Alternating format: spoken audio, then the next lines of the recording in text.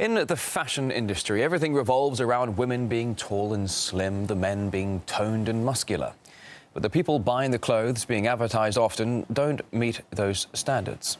And it seems some designers are starting to realise you don't need to look perfect to hit the catwalk. Investigating this story, RT's Polly Boyker. Really ecstatic, happy, crazy happy. Ugly's a character model agency. Character means fat, thin, large, small.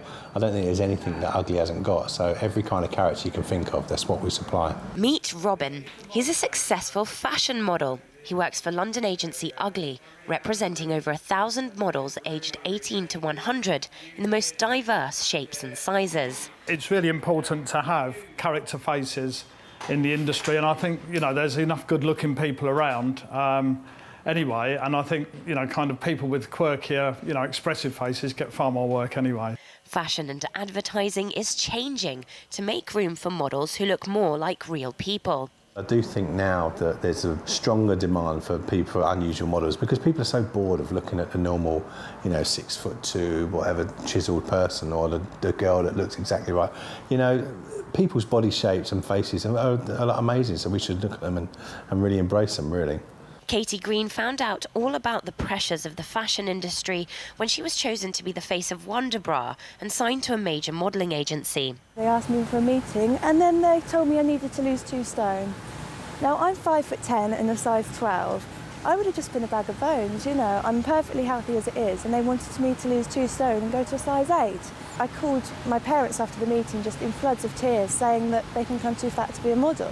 5 years on, she's not only working as a successful plus-size model, but is also campaigning to ban underweight models from catwalks and fashion spreads. It's all pressures of fashion designers, it's pressures of big campaigns. They're after somebody who looks so small, and none of us normal girls can ever be like that. The media is a very sort of fantasy-related industry.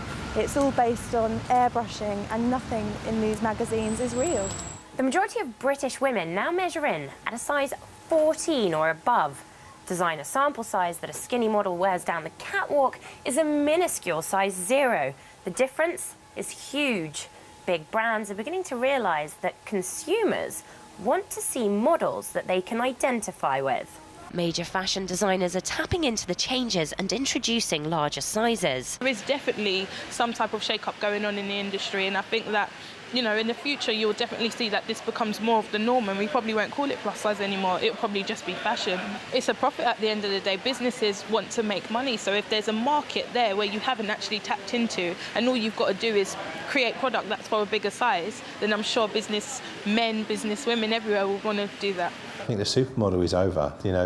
Dell, who's one of my models, he's the only model who's done 3 major jean campaigns, Levi, Diesel and Calvin Klein, and he's classed as a supermodel. There's no other supermodel's even done that, so, he is a supermodel. With almost half of UK women now officially plus size and individuality suddenly on trend, it seems that the fashion industry is finally waking up to reality. Polly Boyko, RT, London.